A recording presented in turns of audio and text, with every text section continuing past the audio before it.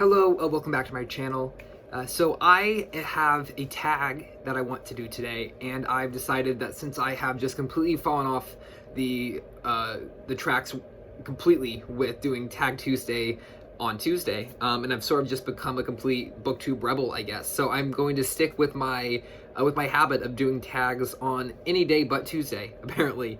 And so because of that, I thought I would do a tag today. I found a great tag. It was actually done just today by Steve Donahue, and that's how I saw it. But it's been around for a while now. It's a newer tag, but it's been circulating quite a bit from the links left in Steve's video, and it was a really fun tag. I loved watching his video, and I thought I would do a version of my own.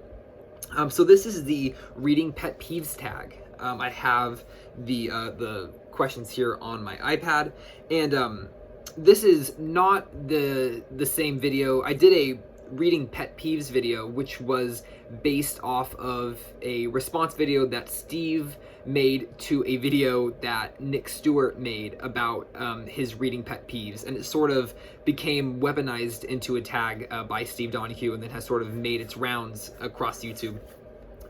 So that's a different thing from the Reading Pet Peeves tag. This tag was created by Alan over at Big Hard Books and Classics.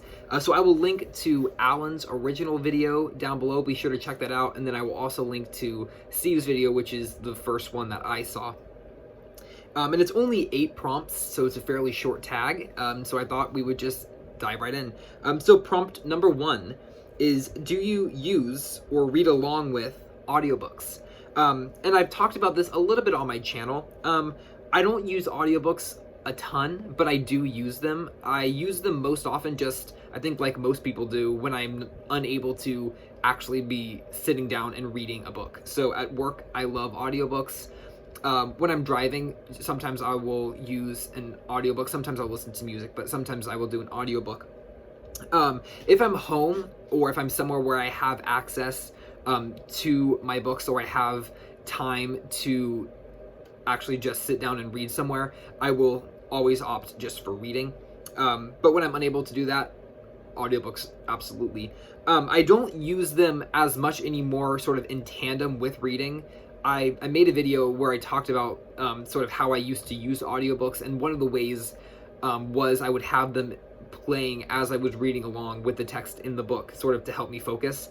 I don't really need that anymore, so I don't really do that, but I will still listen to them, absolutely. Prompt number 2 is, do you utilize your local library? And I absolutely do. I am a huge fan of my local library. I don't go to what would technically be my local library. I go to the library that is the main branch of our local library system. So it's a little farther away than my local library is. It's about maybe just 10 or 15 minutes further away, so it's not that bad. But I go there once a week on Fridays. I didn't go today. I was working today, actually, which I don't usually do. It's sort of an unusual day. And typically I do a Friday library book haul here on my channel. I haven't done those every week. I didn't do one last week. But for a while I was doing them every Friday. But I love using my library. The way that I really utilize my library is I check out an enormous amount that it would be impossible to get through in 2 weeks.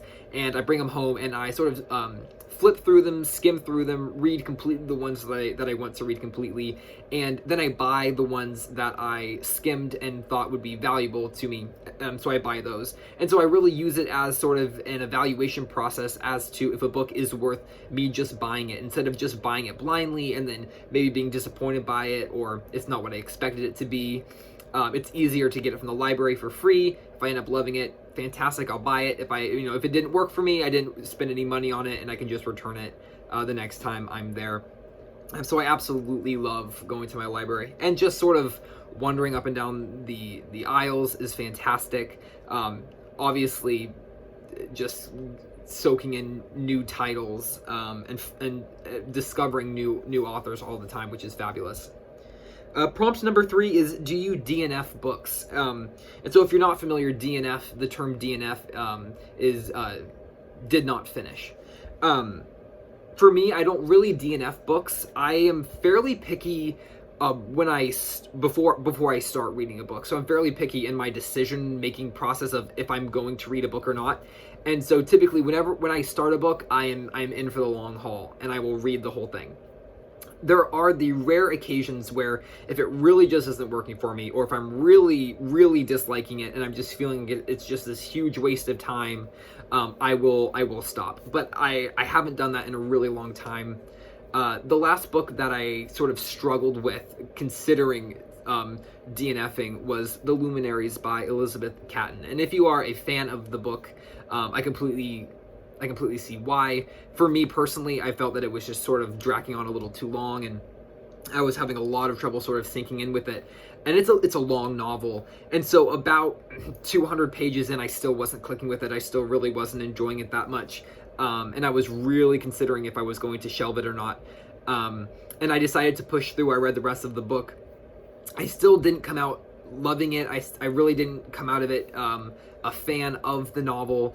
But I decided to go ahead and read it in its entirety anyway, which is typically what I do. For some reason, there's just something about completing something that I really have trouble not completing something.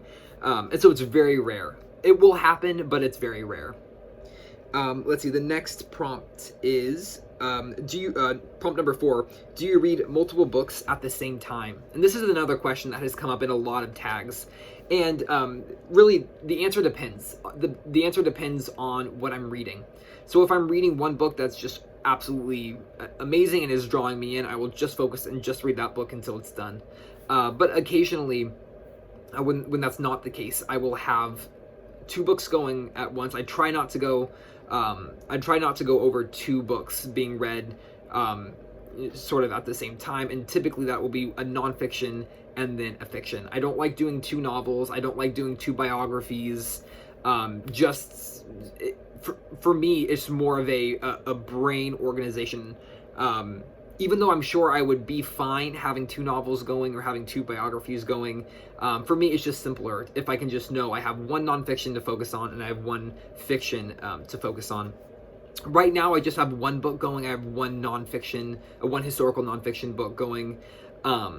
I don't have any other novels going on or anything like that. But over the weekend, most likely I will start a novel, so then I will have those 2 books going.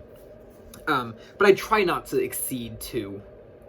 Let's see, the next prompt is prompt number 5. Do you make time or have a specific time in your day devoted to reading? So I definitely try to make time for reading as much as I can throughout the day. But as far as sort of scheduled reading, I do have that. I try to get most of my reading done early in the morning, especially on weekends. I am definitely more of a morning person than I am a night owl, and so I do read at night. However, it's not my most productive reading time, and so that's often dedicated to lighter materials or more to materials that I don't have to be completely focused on to understand what's being presented to me. And so in the mornings, I try, on weekends, for instance, tomorrow morning, I will try to start reading around maybe 7 or 7:30 and read until 11 o'clock or noon. That'll be my focused reading chunk, and that's where I turn notifications off on my devices. I don't, I'm not sort of looking at my notifications and reading. It's the phone's off, the computer's off, the laptop's put away, and I'm just reading. And then throughout the day, I will have other chunks where I read. At night, I will read. But the morning is my strongest point, and so I try to get as much focused reading done early in the morning, as early as possible, as many days of the week as I'm able to do that. Let's see, the next prompt is number 6. Do you dog ear your books? I do not. I don't dog ear my books. And that's really because it's not that I am sort of opposed to dog earing. It's just, it's something that I've never done. So I do mark in my books occasionally, and I'm sure lots of you are upset by that. I used to be, and still I am occasionally. It depends on what the book is. But I will do either like a faint pencil marking, or just using a good old-fashioned yellow highlighter even sometimes. However, a lot of my reading is is done digitally, either on the Kindle app, on my iPad, or on my Kindle Paperwhite. And so for that, I don't have to dog ear. I'm able to, load each page up with dozens of notes if I needed to, and highlight passages and notate passages and tab things. And so in that regard, I am still notating. But with physical books, I do notate. I don't really dog ear, and I'm not against it. It's just something that really never was something I never did. And then also, if I have a particular passage on a page that looks interesting to me, or a particular sentence, I have to go ahead and just underline it or highlight it. Because if I just dog ear the page and I know, oh, there was something interesting on this page, later on when I flip back to that dog ear, I know myself, and I will remember that there was something valuable on that page, but I will not remember what exactly, where exactly on the page it was, and it gets confusing. Whereas if I can have a highlighted passage, I can flip to it, I can see the highlight, and know exactly what it was, and know exactly what I was thinking, and it just works better for me that way. And the final prompt is number 8, and it is, how do you feel about spoilers? Really, in reading, spoilers don't bother me, especially because a lot of what I read is historical nonfiction, and so you can't really spoil history. We all know what happens. There's no changing it. We all, if you read if you read a biography of someone, they're going to die in the end. That's not a spoiler. And oftentimes you already know about the figure themselves, and so it's, but even with fiction, with classics especially, a lot of those stories are so well known. They're so ingrained in literary culture, that we sort of already know all of the stories. For instance, right now I'm reading Middlemarch, and even though I'm reading it for the first time, I already know the story decently well just from hearing other booktubers talking about it, or reading articles about it, or hearing other people out in the world talking about it. And so spoilers don't really bother me. And that is the last prompt.